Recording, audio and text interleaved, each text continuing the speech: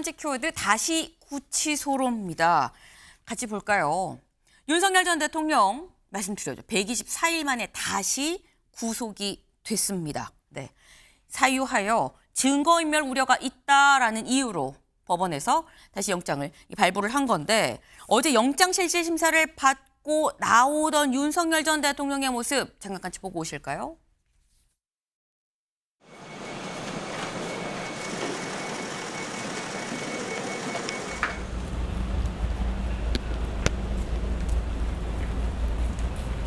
오늘 두 번째 구속심사 받으셨는데 심경 어떠신가요? 오늘 직접 말씀하셨나요?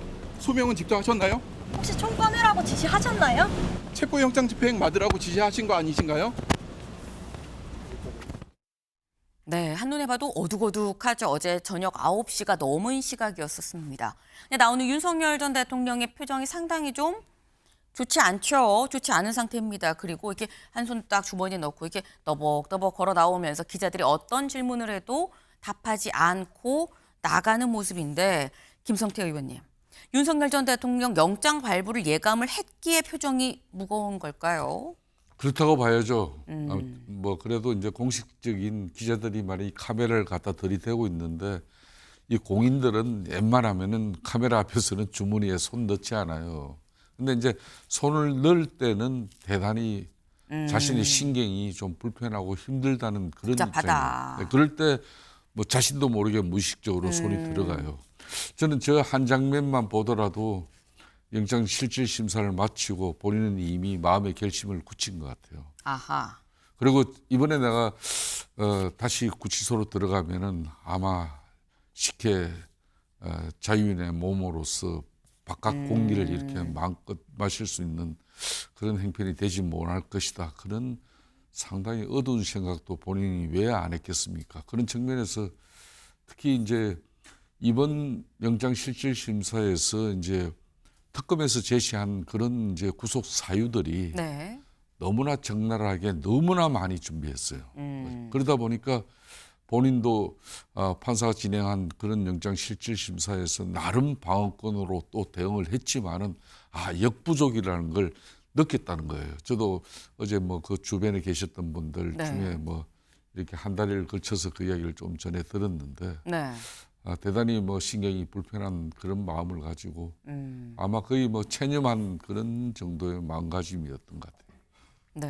그러니까 주머니에 손을 넣고 나왔다는 게 상당히 좀 비판을 일각에서는 받고 있지만 무의식적으로 자기가 굉장히 생각이 많고 복잡한 그런 상황에서 좀 무의식적으로 나온 행동 아니었겠느냐라는 뭐 이런 말씀을 지금 하셨어요. 최인호 의원님은 어떻게 보셨습니까? 뭐 저도 같은 생각입니다. 사실 국민들이 다 지켜볼 줄 알면서 주머니에 손을 넣었다. 공인의식이 뭐 부족했다라고 볼 수도 있지만 좀 체념한 듯한. 그래서 사필규정, 인과응보 뭐 이런 뭐 생각들이 머리에 떠오르지 않았을까. 또 국민들은 그렇게 생각하지 않겠는가 이래 봐지고요. 실제 법원은 윤석열 전 대통령 측의 증거인멸 우려에 검찰의 그 강력한 소명을 받아들인 것으로 그래 봐집니다. 특히 호위무사로 알려졌던 김성훈 전 경호처 차장조차도 윤석열 전 대통령 측의 변호인이 없을 때는 사실대로 진술했다. 그것을 집중적으로 특검이 법원에 소명을 하면서 바로 이것이야말로 구속되지 않은 상태에서는 끊임없이 관련자들과의 회의에 의한 증거인멸, 말맞추기, 짜맞추기 이런 시도가 계속될 수밖에 없다. 특히 그 외환 유대죄와 관련해서도 현지 군인들과 바깥에 있는 그 자유의 상태에서는 얼마든지 증거인멸이라든지 또 회유에 의한 뭐 여러 가지 짜맞추기, 말맞추기 이런 것들이 진행될 가능성이 매우 높다라고 강조한 것이 법원에 받아들여져서 구속 결정이 된 것으로 그렇게 봐집니다. 네. 결국 영장이 발부됐다는 얘기는 특검의 주장이 받아들여졌다는 거 아니겠느냐라는 지금 그 말씀이에요. 근데 제가 말씀드린 게 이 영장실질심사가 어젯밤 9시가 넘어서 끝났다고 말씀을 드렸죠. 무려 6시간 40여 분이 소요가 됐습니다. 굉장히 좀 긴 시간 좀 소요가 된 대체 그럼 이 시간 동안 안에서 어떤 얘기가 오갔다는 것이냐라는 거죠. 우리는 결과로만 추측을 할 뿐인 건데 다음 기사를 좀 볼까요? 특검 10명 178장 PPT로 구속을 요구했다. 윤석열 전 대통령 쪽에선 졸속 영장 청구다라고 얘기를 했다라는 거예요. 근데 일단 우리가 내용으로 좀 들어가기 전에 숫자 자체가 여기 나와 있죠. 특검에서는 검사가 10명이 나왔습니다. 그리고 윤석열 전 대통령 쪽에서는 변호인 7명이 다 나왔어요. 이게 임주혜 변호사님. 그러니까 우리가 보통 생각을 할 때 영장 구속이 되고 안 되고 중요한 사안은 맞는데 원래 검사 쪽에서 이렇게 나오고 변호인 쪽에서 이렇게 다 나오는 거야? 라는 생각이 들긴 하거든요. 그렇죠. 사실 어제 있었던 구속영장 실질심사는요. 양쪽이 모두 배수에 지내친 상태였습니다. 말 그대로 혈투였어요. 네. 저는 지금 PPT 준비된 자료 분량에도 굉장히 주목을 했는데요. 네. 2차 소환조사 직후에 특검 측에서 3차 소환 일정을 지정하지 않았습니다. 그건 이미 구속영장 청구를 염두에 두고 있고 그때 2차 소환조사를 했다고 보여지는데 네. 그 이후에 178장의 PPT를 준비했으리라고는 생각하지 않습니다. 아하. 미리 준비해뒀을 것이지요. PPT만 178페이지고요. 별도로 의견서가 300쪽 분량으로 특검 측이 제시를 했습니다. 네. 이미 사전에 충분히 구속영장 청구를 염두에 두고 1차, 2차 소환 조사를 진행을 했고 자료가 만들어졌다는 부분. 그렇기 때문에 굉장한 자신감을 갖고 있었다. 전 이렇게 해석을 했습니다. 윤석열 전 대통령 측도 만만치 않게 준비를 했을 것으로 보여요. 네. 변호인 전원이 나왔고요. 윤석열 전 대통령도 40분가량 본인이 최후 진술을 통해서 지금 여기 이 시점에서 구속이 되면 지금 줄줄이 특검이 예정되어 있는데 방어권 행사의 제약이 너무 크다. 이 점을 강조한 것으로 보이고요. 내란죄 형사재판이 이미 한창 진행되고 있고 사실상 동일한 사건, 동일한 사실관계를 대상으로 하는데 지금 이미 구속 취소 결정이 내란죄에서 있었는데 다시 구속을 시키려고 하는 건 무리한 수사다. 이 입장 강조한 것으로 보이지만 법원의 판단은 일단 구속의 사유가 발생이 했다. 증거인멸의 우려가 높다. 이렇게 특검 측의 손을 들어줬다고 볼 수 있습니다. 네. 그러니까 지금 말씀은 지금 나온 숫자도 숫자지만 여기 나와 있는 이 PPT, 파워포인트로 만든 이 PPT죠, 발표 자료. 발표 자료가 무려 178장 이거를 잠깐 사이에 그렇게 2차 대면 조사 끝나고 난 다음에 준비를 했을 시간이냐, 지인즉부터 준비를 하지 않았겠느냐. 여기에 맞서서 아까 이건 거의 혈투였다라고 표현을 하셨어요. 그 윤석열 전 대통령 쪽에서도 170장까지는 아니지만 164장까지는 또 준비를 했다라고 해요. 그러니까 10명, 7명 나오고 178장에 뭐 160몇 장 이렇게 해서 양쪽이 그야말로 어제 6시간 40분 동안 혈투를 벌였다라는 건데 나가서 아까 살짝 말씀이 나왔죠. 윤석열 전 대통령 쪽에서는 이런 얘기를 했다고 합니다. 같이 볼까요? 변론 요지서. 특검의 질문은 의혹에 대한 기초적인 질의 수준에 좀 불과했다. 체포영장 청구와 기각에 이어서 특검의 수사가 얼마나 졸속으로 진행된 것인지 보여준다는 거 아니겠느냐라고 얘기하면서 이 특검이 범죄 사실로 기재한 국무회의 심의 방해, 허위 공문서 작성, 그리고 등등등 이런 사안들은 내란 혐의의 수단 그리고 결과 관계에 의한 행위로 재구속 제한 사유에 해당한다. 아까 변호사님이 말씀하셨죠. 앞서서 먼저 이 구속을 이런 비슷한 사례로 했었는데 이걸 갖고 똑같은 사유로 또 재구속할 수 없는 거 아닙니까? 라고 지금 얘기를 했는데 그럼에도 불구하고 영장이 다시 발부가 됐어요. 근데 이게 변호사님 사실 이 부분을 보면 그래 또 따지고 보면 또 그래. 한 번 이미 구속이 같은 사안으로 구속 취소가 되는데 비슷한 사안 같기도 한데 또 다시 구속이 됐네라는 생각이 들긴 드는 거거든요. 그러니까 모두 다 이 죄명들이 12.3 비상계엄 선포 전후에 이뤄진 사실관계를 대상으로 하는 건 맞습니다. 네. 그러니까 사실관계를 동일하지만 그 개별 사건들마다 적용되는 법조항은 다릅니다. 내란죄라는 것은 결국 이 자체가 국헌문란 목적의 폭동이었다. 이 부분을 보고 있는 것이고요. 국무위원들의 일부만 참여시켰다. 이 부분은 결국 직권남용 혐의, 체포 집행 저지 과정에서 불법적인 부분이 있었다. 특수공무집행 방해 이렇게 적용되는 법 조항은 엄밀히 다르기 때문에 법적으로 보라면 이것이 하나의 사실관계임은 동일하지만 다시 구속되지 못할 이유는 없어 보이거든요. 결국 핵심은 어떤 혐의점보다는 증거인멸의 우려가 있느냐 이 부분이었는데 법원은 지금 증거인멸의 우려가 충분하다고 판단한 점이 이번에 구속영장이 발부된 핵심 포인트라고 볼 수 있습니다. 지금 말씀은 이런 거예요. 결국 12.3 계엄 계엄 선언을 하나의 사안을 두고 전후에 어떤 일들이 있었는지에 대해서 이거는 이 법으로 의율하고 이거는 저 법으로 의율하고 여러 가지로 의율을 할 수 있기 때문에 하나의 사건으로 한 번 구속영장 발부했으니까 두 번 못해는 아니다. 저마다 좀 이 적용되는 법이 좀 다르다라는 그 말씀을 해주신 겁니다. 근데 지금 저희가 본 거는 윤석열 전 대통령 쪽의 얘기인 거죠. 결론은 영장이 발부가 됐습니다. 이 얘기인즉슨 재판부가 받아들인 거는 특검 측의 주장을 맞다.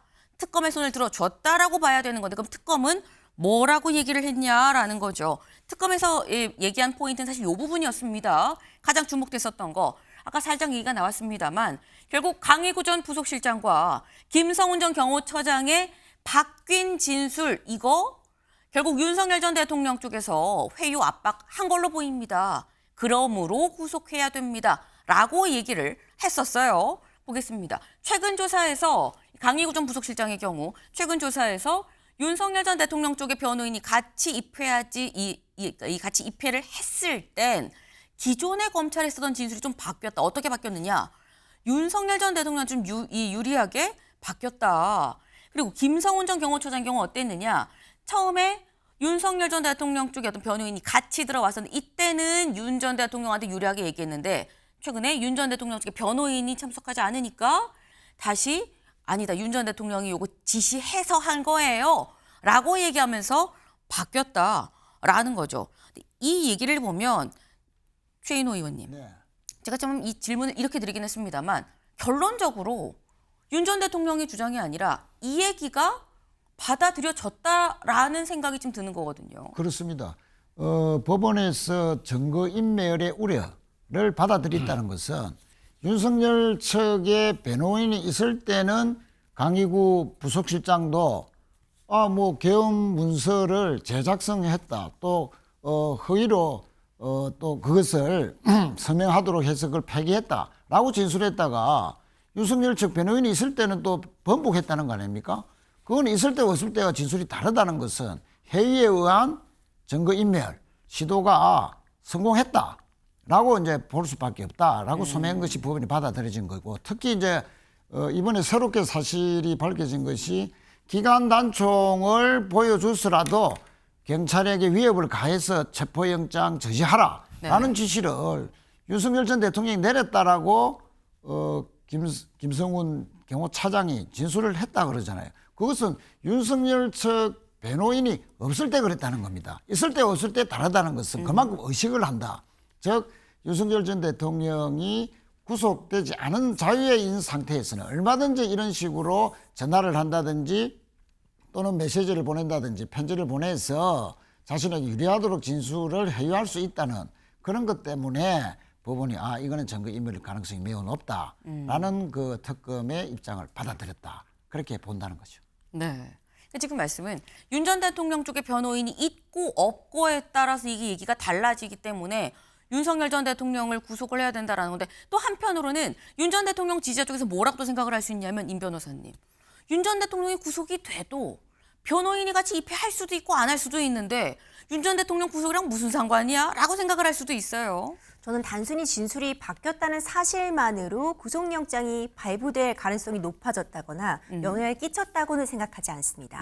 진술은 일부 변할 수는 있습니다. 네. 기억에 의존하는 부분도 있기도 하고 본인의 이해관계에 따라서 일부 조금 바뀔 수는 있겠지만 아마도 이 변화된 진술이 기존의 다른 관계자들이 한 증언 내용이라던가 특검팀이 확보한 물증과 일치하는 부분이 발생했다. 아하. 이렇게도 볼 수 있을 것 같아요.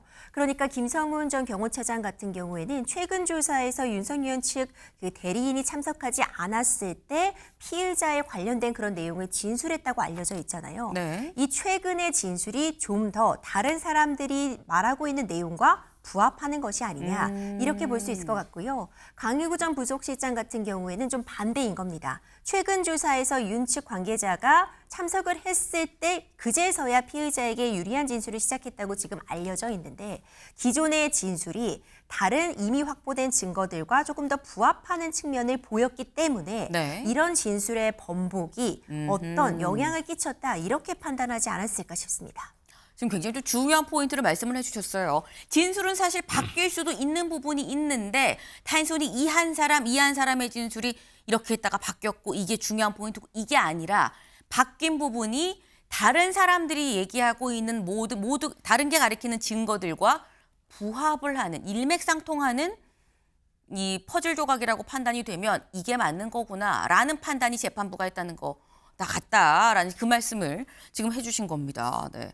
그러다 보니까 결국 영장이 발부가 됐다라는 건데 이 영장이 발부된 이 영장 실질 심사에 걸린 시간이 무려 6시간 40분이라고 제가 말씀을 드렸죠. 요번에 바로 어제 이 오후 2시 원래 15분 시작이었었는데 살짝 딜레이가 됐어요. 그래서 2시 22분부터 저녁 7시까지 쭉 이어졌습니다. 그런데 저녁을 먹어야 되죠. 7시부터 8시까지 또 밥을 먹고 8시 2분부터 9시 1분까지 다시 또 이 영장실질심사가 시작이 됐다. 그래서 식사 시간을 포함을 하면 6시간 한 대략 한 40분 정도 진행이 됐다라는 건데 근데 이거를 앞선 구속대랑 좀 비교를 해보면 앞선 구속대는 4시간 50분이었어요. 물론 이때는 식사 시간이 포함이 안 됐기 때문에 그럴 수 있습니다만 식사 시간을 제한다고 해도 이때보다 대략 한 1시간 정도는 더 걸렸다 이번이. 근데 그렇다고 하면 김성태 의원님 지난번보다 이번이 유독 더 많은 시간이 걸렸던 이유는 뭘까요? 그만큼 이제 우리 변호사님 말씀하신 대로 네. 정말 혈전을 벌린 거죠. 윤석열 전 대통령께서도 지금 이제 이번에 만일 구속 수감되면은 자신은 나올 수 없다. 그렇기 때문에 모든 역량과 능력 또 변호인들의 모든 법 기술을 다 동원해서라도 이 구속 영장만은 피해갈 수 있도록 우리가 최선을 다해보자. 그래서 이제 저렇게 최선을 다하는 건데 아까 또 최인호 의원님 말씀대로 특검은 이미 오랫동안 이 구속 영장을 사전에 오랫동안 준비했죠. 그렇기 때문에 PPT 이 자료만 하더라도 이게 뭐 2차 영장 이렇게 대면 조사. 뭐 이렇게 조사하고 난 이후에 네. 바로 꾸며가지고는 저렇게 많은 내용을 만들 수가 없는 거죠. 그렇기 때문에 법원에서도 이제 실질심사 그 시간이 당연히 지난번 1월 달에 서부지법의 영장심사보다는 시간이 길어질 수밖에 없었어요.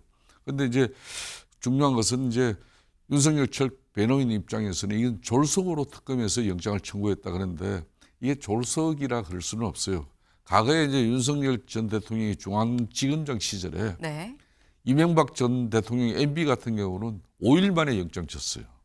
그리고 양성태 대법원장 같은 경우는 6일 만에 치고 박근혜 전 대통령 같은 경우는 7일 만에 쳤거든요. 그러네요. 그러니까 이번 영장 청구 같은 경우는 특검에서 18일 만에 쳤으니까 막 이 특검에서 너무 졸속으로 이걸 갖다 영장 청구했다 이런 이야기는 뭐 현실적인 이야기는 못 되고 있는 거죠. 네. 지금 말씀처럼 윤석열 전 대통령 쪽에서도 내가 이렇게 주변에 얘기를 좀 들어보니까 이번에 들어가면 이제 나오기 쉽지 않다라는 생각을 갖고 있었기 때문에 그야말로 혈전을 벌인다는 마음으로 모든 노력을 다 하다 보니까 시간이 길어질 수밖에 없었다라는 말씀이에요. 네. 그런데 이 6시간 40분 동안 있었던 혈전 중에 20분 정도는 윤석열 전 대통령의 최후 진술도 있었다라는 겁니다. 다음 기사 볼까요? 6시간 40분 영장심사 공방, 윤 20분 최후 진술. 네. 본인이 직접 얘기하는 최후 진술이 있었다라는 건데 어떤 내용을 얘기를 했느냐 대략적으로 이거 경고형 계엄이었습니다. 라는 얘기를 다시 한번 반박을 했다라는 거예요. 그러니까 이 얘기는 사실 이 처음에 계엄 12.3 계엄 이후에 본인이 직접 이 대국민 담화를 통해서도 얘기를 했었던 부분인 거죠. 이거는 경고형 계엄인 거지 진짜 뭐 계엄을 통해서 뭘 하려고 했었던 게 아니다라고 얘기를 했는데 그 얘기를 다시 한번 했다. 그런데 최후 진술도 최후 진술입니다만 이 최후 진술이 나오기 직전에 재판부가 직접 윤 전 대통령한테 3가지를 물어봤다고 합니다. 이 3가지라는 거예요. 먼저 첫 번째, 사후 계엄 선포문을 작성하고 폐기를 했다고 하는데 그 경위가 어떻게 되는 겁니까? 라고 물었더니 윤석열 전 대통령 얘기가 이거는 부속실에서 그러니까 강혜구 전 부속실장이 국방부 장관 문건에 표지를 만들 이유가 없는데 강 전 실장이 이게 권한 없이 한 겁니다. 라고 얘기를 했다라는 거예요. 네. 그러니까 원래 할 권한도 없고 해야 할 이유도 없는데 괜히 나한테 물어보지 않고 본인이 그냥 했다. 그리고 나중에 어떻게 됐냐고 물어보니까 한덕수 전 총리가 이 폐기하라고 해서 폐기됐다라고 폐기한 뒤에나 나는 보고를 받았다라고 얘기를 했다라는 겁니다. 김성태 의원님. 예. 지금 이 얘기를 보면 강희구 전 부속실장이 내가 시키지도 않았는데 본인이 권한도 없는 행동을 했고 한덕수 전 총리의 지시로 나도 모르게 알아서 폐기하고 나는 사후에 물어보니까 보고를 받았다라는 지금 그런 얘기인 거거든요. 윤석열 전 대통령의 법정에서의 저희 입장은 네. 상당히 궁핍하죠. 저는 입장을 저렇게 취해서는 안 된다고 봅니다. 강희구 부속실장은 윤석열 전 대통령을 위해서 누구보다도 충성스러운 그런 참모 스텝이었어요. 그런 참모 스텝에게 저런 몹쓸 짓을 갖다 증거해버리면은 지금 본인은 이거보다 몇십 배 큰 이미 내란죄를 가지고 재판을 받고 있는 마당인데 이 사후 개헌 선포문이 작성하고 폐기한 이 부분에 대해서는 이거는 직권 남용 정도의 지금 본인으로서는 아주 경미한 내용이에요. 그런 것마저도 이렇게 자기를 위해서 충성한 그런 비서관을 갖다 그것도 부속실장이에요. 그 비서관에게 그건 자기가 알아서 했다. 그럼 한덕수 총리하고 강희구 부속실장하고 할 일 없어서 그걸 했겠습니까? 저런 식으로 윤석열 대통령이 법정에서 임했다는 것은 대려 재판부에 대려 부정적인 영향을 끼쳤을 것밖에 없는 거예요. 네. 이게 자칫 지금 어쨌거나 윤석열 전 대통령 이게 사실이야라고 얘기를 했을 수도 있지만 하지만 이 얘기는 결국 강희구 전 부속실장과 한덕수 전 총리한테 책임을 넘기는 걸로 비춰질 수 있다. 재판부가 과연 이걸 좋게 보겠느냐라는 건데 재판부가 물어본 두 번째 질문은 이겁니다. 비화폰 삭제 지시를 한 게 맞습니까? 라고 물었다는 거예요. 여기에 대해서 윤 전 대통령은 아니 관련해서 정보가 노출됐다는 보고를 받아서 보안 조치를 잘 하십시오라고 얘기한 게 왜곡이 됐습니다라고 얘기를 했다고 해요. 세 번째 질문까지 마저 볼까요? 이 재판부가 한 세 번째 질문입니다. 대통령 경호처 직원들한테 이거 총기 보이도록 하고 다니세요라고 지시한 게 맞습니까? 라고 물었더니 경호처 직원들은 다 1인 1총 들고 다니는데 국민을 지키는 경찰들은 왜 총을 못 들고 다닙니까? 그래서 자꾸 다치는 거 아니겠어요? 라고 대화를 한 게 또 왜곡이 됐다라고 얘기를 했어요. 최인호 의원님. 네. 지금 얘기가 나는 이 얘기가 아닌데 다른 뜻으로 좀 왜곡이 됐다라는 건데 이 왜곡된 내용이 이런 경우에는 이런 거예요. 그러니까 이 특검에서 얘기를 하는 거는 아니 경찰보다 경호처 너희가 더 총 잘 쏘는데 총 들고 다니면 경찰이 무서워하지 않겠어 총 보이게 들고 다녀라고 인지를 했다라는 거고 근데 윤석열 전 대통령 그 얘기가 아니고 경찰은 왜 총을 못 들고 다니냐라는 취지로 나는 얘기를 한 거다라는 건데 이게 이렇게 또 왜곡이 됐나라는 생각이 들기도 하고요.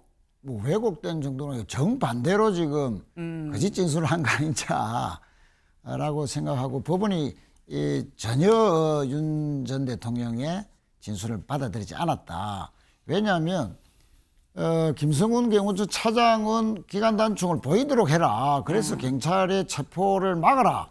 무력시를 해라라고 분명히 지시했다라고 이제 진술했다는 건데 윤 전 대통령은 전혀 거꾸로 경찰을 위해서 경찰을 마치 이제 보호하는 듯한 위하는 듯한 말을 했을 뿐인데 그걸 왜곡했다. 그럼 김성훈 차장이 알려진 대로가 사실이라면 전혀 그 거짓말을 하고 있다는 건 아닙니까? 그러면 윤 전 대통령 측이 김성훈 차장을 만약 그 사실대로 확인을 하고 난 뒤 법적 조치를 해야죠. 거짓 진술했다고. 전혀 그런 일은 없을 것이다.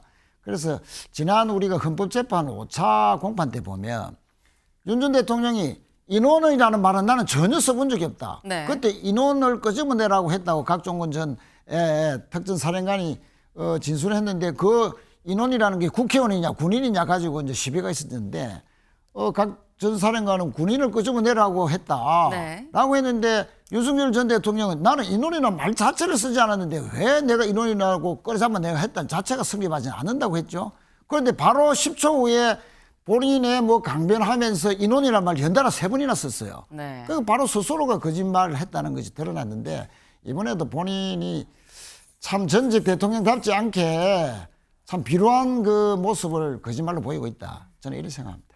지금 말씀은 결국 진술과 다른 사람들의 진술과 윤석열 전 대통령의 발언이 어제 영장실질심사에서 이 대답한 발언이 양쪽이 완전히 다른 얘기인데 영장이 발부됐다는 얘기는 윤 전 대통령이 거짓말을 한다고 봐야 되는 거 아니겠느냐라는 취지로 지금 말씀을 하셨어요. 그런데 사실 저희가 진짜 주목해야 될 부분은 재판부가 뭘 물어봤느냐가 아닐까 싶습니다. 임주혜 변호사님. 지금 이 세 가지 결국 구속 다음에 뭐 기소, 재판 이 순서일 텐데 나중에 재판에 가서도 재판부가 주목하는 포인트는 이 세 가지라는 거 아니겠습니까? 그렇죠. 전 특히 이제 두 번째 질문 같은 경우 네. 비화폰 관련해서 서버 삭제를 지시했느냐 이 부분은요. 일단 구속 여부를 결정짓는 데 굉장히 주요했던 질문이라고 봅니다. 일단 구속은 증거인멸의 우려가 있을 때 일단 하게 되는 것인데요. 그렇죠. 비화폰을 삭제를 지시했다면 이 자체가 증거인멸이거든요. 그렇기 때문에 이런 삭제를 지시했느냐, 증거인멸을 하려 했느냐라는 질문이 결국 구속영장 실질심사를 관통하는 질문이었던 걸로 보여요. 여기에 대해서 보완 조치하라는 그런 나의 지시가 왜곡됐다 이렇게 표현했다는 것 자체가 증거인멸했는데 또 증거인멸을 시도한다. 재판부에서는 이런 판단을 가능하게 했던 질문과 답변이 아니었나 싶고요. 여기 지금 보이는 질문, 총기를 보이도록 하라고 지시한 게 맞느냐? 이건 사실 특수공무집행 방해와 직결되는 그런 부분인데 네. 나중에 이게 기소까지 이어진다면 이와 관련해서 결국 이 결론을 판가름할 수 있는 질문으로 보여지거든요. 그런데 이 답변이 이제 재판부 입장에서도 썩 믿을만하지 못하다라고 판단을 할 수 있었던 것 같습니다. 총기를 보이도록 하라라는 그 표현 자체가 굉장히 구체화되어 있어요. 뭐 총기를 보이도록 하라는 건 누군가들로부터 충분히 진술이 나왔다는 부분이 확인이 되는 질문이거든요. 네. 근데 이에 대한 답변이 이런 관련된 대화를 한 적은 있지만 난 정확히 그렇게 말한 적이 없는데 왜곡됐다라고 한 것이 재판부가 보기에는 구체적인 진술들이 나와 있는데 이에 대해서 충분한 해명이 되지 못했다라고 본 것 같고요. 그렇다면 이후에 진행될 재판에 있어서도 이 부분이 계속해서 쟁점이 되고 유무죄를 가르는 데 굉장히 핵심적인 부분이 될 수 있어 보입니다. 지금 설명 정말 잘해주셨어요. 앞으로도 지금 재판부가 직접 물어본 이런 부분들은 결국은 계속해서 주목되는 예의주시가 될 수밖에 없는 그런 부분들이 되지 않겠느냐라는 말씀을 하셨습니다. 네. 근데 관련해서 이 질문이 끝나고 결국 윤석열 전 대통령 20분간 이제 최후 진술을 했다고 하죠. 다음 기사를 좀 볼까요? 특검 말 맞추기가 우려됩니다라고 특검부 쪽에서는 얘기했고 윤 전 대통령 쪽에서는 20분 최후 진술 내가 누굴 조종하겠나라고 얘기를 했다라는 거예요. 여기 밑줄을 좀 같이 보겠습니다. 아무도 나에게 오려고 하지 않는데 내가 누굴 조종하겠습니까? 라고 윤석열 전 대통령이 최후 진술에서 이런 취지로 20분가량 얘기를 했다라는 거죠. 근데 이 얘기가 김성태 의원님. 예. 사실 뭐 들리는 얘기, 뭐 여의도까지 좀 들리는 얘기로는 요즘에는 윤석열 전 대통령이 전화할까봐 더 조심스럽다라는 얘기도 살짝 돌고 있어요. 실제 이런 분위기가 맞습니까? 맞습니다. 그러니까 어제 법정에서 최후 진술 20분 하는 동안에 아무도 지금 날 찾아오지 않고 전화 한 통 없는데 내가 누구하고 지금 현재 증거인멸을 위해서 조작을 하느냐. 그 이야기예요. 그 강변인데 실질적으로 그 많던 친윤 측근 세력들이 나 그 친구들 정말 양심 없고 뭐 의리 없는 친구들이라고 보는데 역대 다른 대통령은 그나마 민주당 같은 경우는 최윤희 의원 계십니다마는 과거에 한명숙 총리 같은 경우도 재판장에 가고 또 뭐 법원에 구금되고 뭐 이렇게 될 때도 네. 그 많은 의원들이 다 함께 해줬거든요. 지금 현재 그 많던 친윤 세력 인사들 한 명도 안 가잖아요. 어제 다시 재구속 수감되는데도 그런 측면에서 윤석열 전 대통령의 저 최후 진술에서 저 발언은 틀림없는 내용이 맞습니다. 다만 이제 특검 측에서는 그 내란 12.3 비상계엄 그 자체가 본인들은 대통령은 경고용 계엄이었다 그러지만은 그걸로 인해 가지고 특검은 대한민국의 민주주의가 40년 후퇴됐다. 그런 이야기를 한 거거든요. 그런 측면에서 이제 윤석열 전 대통령은 이게 이제 뭐 40년 민주주의 후퇴가 아니라 저는 자신은 이제 민주당이 특히 거대 입법 권력 가지고 국정 운영이 제대로 되지 못하게끔 이렇게 엄청난 위력을 가시한 그 부분에 대해서 자신은 수단이 없었다. 그러니까 이게 경고용 계엄을 통해서 야당이 그런 입법 권력의 그런 남용을 자기는 저지하고자 했다. 그 이야기인데 뭐 이 부분에 대해서도 국민적 공감은 크게 얻지는 못하지만은 그래도 나름은 최선을 다해서 그 방어권 행사를 최후 진술을 통해서 한 것 같습니다.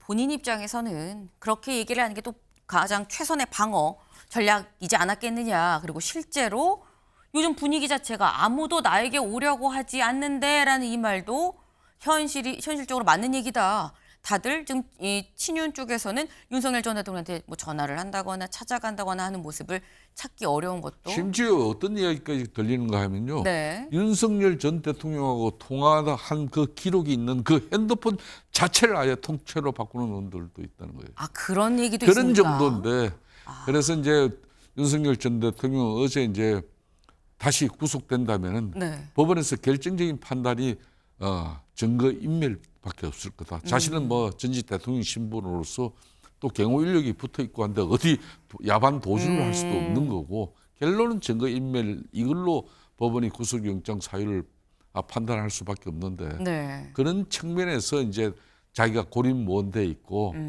이런 상태인데 누구랑 이걸 뭐 그 관련자들을 이렇게 회유하고 또 진술을 번복할 수 있게끔 이런 증거인멸 행위를 하겠느냐. 그렇기 때문에 나를 갖다 굳이 이심까지 구금해가지고 수사를 이어가지는 마라. 이제 내가 특검 수사도 이제 충분하게 성실히 응하고 할 건데 왜 구속해서 꼭 하느냐 이 이야기예요. 네. 지금 말씀은 약간 놀라운 얘기기도 합니다. 전화 통화를 하고 난 다음에 통화 기록을 지우는 말씀을 하실 줄 알았는데 기록을 지우는 게 아니라 휴대전화 자체 기계를 바꾼다라는 말씀을 지금. 저한테도요. 네. 저 전화가 언제 몇 월 며칠 보러 전화 기기가 바뀌어서 전화번호가 아하. 이렇게 변경된 내용을 문자로 이렇게 안내오는 그렇죠. 원도 오니까. 있었어요. 그렇군요. 그러니까 지금의 현재 분위기가 좀 그렇다라는 저희가 이 어떤 분위기를 전달하는 차원에서 좀 말씀을 드린 겁니다. 일단 윤석열 전 대통령 이제 124일 만에 다시 재구속이 됐습니다. 그리고 서울구치소에 지금 입감 수감이 됐죠. 수감이 되다 보니까 이건 어떻게 입소 절차가 어떻게 되는 것이냐 같이 좀 볼까요? 이렇습니다. 먼저 인적 사항을 확인하고 수용 번호를 발부를 받습니다. 그리고 신차 검사를 받죠. 그리고 우리가 익히 알고 있는 이 카키색 미결 수용자복을 갈아입고 번호를 달고 머그샷을 찍게 된다라는 겁니다. 네. 이게 머그샷을 찍고 그다음에 이제 여기서 이제 들어가서 본격적으로 이 수감자로서 활동을 하게 되는 거겠죠. 그럼 대체 어디에서 지내게 되느냐? 방이 이렇다고 합니다. 일단 윤석열 전 대통령은 독방을 사용을 하게 되는데 이 방을 보면 여기 지금 뭐 화장실도 있고요. 관물대 있고요. TV 있고 탁자 있고 선풍기 있고요. 침대는 아니고 침구류가 제공이 되는 걸로 봐서는 본인이 이불을 깔고 펴고 하면서 이렇게 본인이 깔고 자야 되는 그런 상황인 것 같고 여기 나오네요. 특정 시간 선풍기가 가동이 된다. 에어컨이 없다라는 거예요. 선풍기도 특정 시간만 가동이 된다고 합니다. 이런 상황. 근데 여기에 대해서 박지원 의원이 이런 얘기를 한 적이 있죠. 잠깐 들어보고 오실까요? 오늘 저녁 에어컨 속에서 마지막 잔다. 제가 서울구치소에서 3년 살아봤는데 엄청나게 더운데 천장에 자꾸만 선풍기 하나가 뱅뱅뱅 돌아가고 시간 되면 또 꺼져요. 화장실에 가서 밤낮 물 떠가지고 하는데 또 그렇게 쫙쫙 기얹으면 교도관이 시끄러워. 하지 말라고. 당해봐야 돼. 네, 지금 박지원 의원이 내가 3년 살아봤는데 여기서는 선풍기가 뱅뱅뱅 돌아가는데 너무 더워갖고 물이라도 끼얹으면은 끼얹는 소리 시끄럽다고 구박받는다. 당해봐라라고 지금 얘기를 했어요. 최인호 의원님. 네. 아니 에어컨이 지금 저희가 조금 전에 저희도 이 기사로 폭염이다 막 이런 말씀을 드렸었는데 에어컨이 없는 상황에서 지금 수감이 된 것 같아요. 선풍기가 있지 않습니까? 아, 네. 참 그 3평짜리 독방 내부에서 대통령까지 지낸 분이 아마 권력 무상, 하무 11호, 권력 꽃은 10일 가지 않는다. 그 말이 아마 실감 날 것 같고요. 제발 좀 윤 전 대통령이 좀 속죄의 마음으로 좀 참여를 했으면 좋겠다. 정말 느닷없는 계엄 때문에 근 6개월 지금까지 국민들이 얼마나 고통스러웠고 또 계엄으로 인해서 솔직히 장사가 안 되고 골목 상권이 완전히 죽어버렸습니다. 우리나라 통계 사상 자영업자 비율이 이렇게 뚝 떨어진 적이 처음이라 할 정도로 장사하는 분들이 생존의 위기까지 몰릴 정도로 계엄의 여파가 컸는데요. 실제 본인의 권력을 더 유지하고 강화하기 위해서 계엄을 내렸다. 친위 쿠데타. 그래서 국회를 해산시키고 정치를 체포하려 했다. 네. 이것이 딱 헌법재판소에서 받아들여진 거 아닙니까? 특히 그 지금도 수사 중이고 앞으로 이제 밝혀져야 되겠지만 외환 유도죄가 만약에 사실이다라고 한다면 자신의 권력을 위해서 전쟁을 일으켰어, 전쟁을 유도해서 그걸 가지고 계엄의 명분을 삼으려 했다. 만약에 전쟁이 일어났다면 우리 군인들은 어떻게 되는 것이며 또 전쟁으로 인한 민간인들의 사상이 얼마든지 있을 수 있는데 자신의 권력을 위해서 전쟁을 불사하겠다는 각오로 계엄을 내리려 했다. 또 내렸다. 외환을 유도했다. 만약 이것이 사실은 국민들이 얼마나 충격이 크겠습니까? 그래서 본인은 제발 좀 자꾸 그 법꾸라지의 그런 기술로서 자꾸 모면하고 자꾸 감형받으려고 하지 말고 지금이라도 모든 것은 자기 탓이라 생각하면서 속죄하면서 참여하기 바란다 하는 말씀 드리겠습니다. 네, 속죄하고 참여해야 된다라는 말씀하셨는데 김성태 의원님 하신 말씀. 뭐 지금 현재 민주당 입장에서는 당연히 저런 이야기를 하고도 남죠. 뭐 저도 개인적으로는 정말 뭐 보수 진영에서도 정말 통탄할 일이죠. 그런 측면에서 서울구치소 같은 경우는 지금 교정시설 중에서도 가장 열악한 것이 서울구치소예요. 이제 동부구치소 같은 경우는 그나마 이제 여름에 이렇게 더운 시기에는 또 냉방이 돼요. 그래서 전직 대통령 같은 경우도 장기간 이제 수감될 때는 이제 동부구치소로 이렇게 이송이 MB도 되는, 동부에 있었죠. 예, 그런 경우가 많죠. 뭐 좀 전에 이제 그래서 이제 국회에서도 이렇게 늘 이제 정부의 그런 예산 심의 과정에서 이 열악한 교정 시설을 갖다 좀 시설 개선하기 위해서 예산 청구는 끊임없이 올라옵니다만은 정부 정책상 이런 교정 시설 개선 예산은 늘 또 처지고 제대로 반영되지 않는 게 실상입니다. 그렇기 때문에 윤석열 전 대통령 같은 경우에는 올해처럼 이 유례 없는 더위에 상당한 이제 고생을 할 수밖에 없는 그런 참 안타까운 현실이 네. 되어버렸습니다. 이 유례 없는 더위에 이 고생을 할 수밖에 없는 상황에도 반성을 좀 하고 나와야 된다라는 또 최인호 의원님의 말씀도 있었고요. 근데 말씀 중에 그런 얘기도 살짝 나왔죠. 만약에 외환 유도죄가 진짜라고 하면 이건 정말 큰 사안 아니냐. 반성하고 나와야 된다라고 말씀을 하셨는데 사실 요번에 구속영장에는 이 외환 유도죄가 들어가 있지 않았었습니다. 다만 박지영 특검보가 구속영장 청구했어요라고 얘기하면서 뭐라고 얘기했었냐. 외환은 현재 조사 진행 중이고 조사할 양이 많습니다. 범죄 사실에 포함하지 않았습니다라고 얘기를 해서 아하, 요거 집중적으로 수사를 하겠구나라는 생각은 들었어요. 그리고 이 조은석 특검이 주변에 이런 얘기를 했다고 합니다. 평양 무인기 의혹 등 군을 대상으로 이 외환 관련 혐의를 대대적으로 수사해야 하는 상황에서 보안이 상당히 중요하다. 그러면서 그래서 서울고검 청사로 자리를 잡은 게 여기가 도감청 위험해서 좀 안전하다라고 얘기했다는 건데 이런 얘기들을 들어보면 임 변호사님 지금 현재 일단 이 조은석 특검 쪽에선 내란 특검 쪽에선 구속을 시킨 상황인 거거든요. 그 다음에 본격적으로 수사를 할 게 외환죄인 것 같다라는 생각이 바로 듭니다. 충분히 가능해 보입니다. 이번에 구속영장 청구에는 외환죄는 빠져 있었어요. 네. 크게 보자면 두 가지 이유일 수 있습니다. 먼저 외환죄에 대한 수사는 굉장히 더 진행될 필요가 있다. 아직 증거가 충분히 모이지 않았고 이 외환죄라는 것이 결국 윤석열 전 대통령이 북한에 무인기 등을 보내서 일부러 도발을 시켜 마치 약속 대련처럼 북한이 이에 상응하는 공격을 대한민국에 하고 이것을 비상계엄 선포 목적의 정당성으로 삼으려 했다는 부분이거든요. 근데 입증할 부분이 상당합니다. 북한과 어떤 사전에 공모가 있어야 되고 그쵸? 이와 관련해서 우리가 실질적으로 어떤 무력 대응을 먼저 했어야 하고 이런 부분들 고의성이라던가 자료 입증하기 쉽진 않아 보이거든요. 그래서 조금 더 자료를 준비하기 위해 이번에 구속영장 청구에서는 빠졌을 가능성. 그렇다면은 앞으로 이제 구속 상태에서 수사력을 이 외환죄에 집중할 가능성 높아 보입니다. 또 전 다른 이유도 하나 있었을 것 같아요. 네. 결과적으로 영장이 발부됐지만 네. 특검 측에서는 만에 하나 이번에 영장이 발부되지 않을 가능성을 고려해서 아하. 마지막에 다시 제시할 수 있는 카드로 남겨둔 거죠.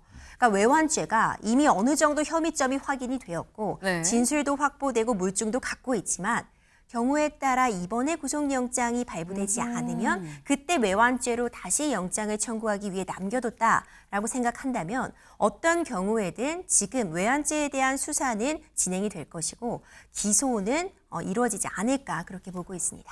지금 두 가지 가능성이 다 있다고 말씀을 하셨어요. 좀 더 이 증거를 찾아야 되는 부분이 있을 수도 있고 아니면 혹여 이번에 청구한 영장이 기각이 되면 또 다른 카드로 하나 스표로 좀 남겨둘 필요가 있으니까 그래서 남겨뒀을 수도 있다. 분명한 건 여기에 수사가 좀 집중이 될 건 맞는 것 같다라는 말씀을 하셨습니다. 앞으로의 수사를 좀 봐야 될 것 같아요. 다음 키워드로 넘어가 볼까요?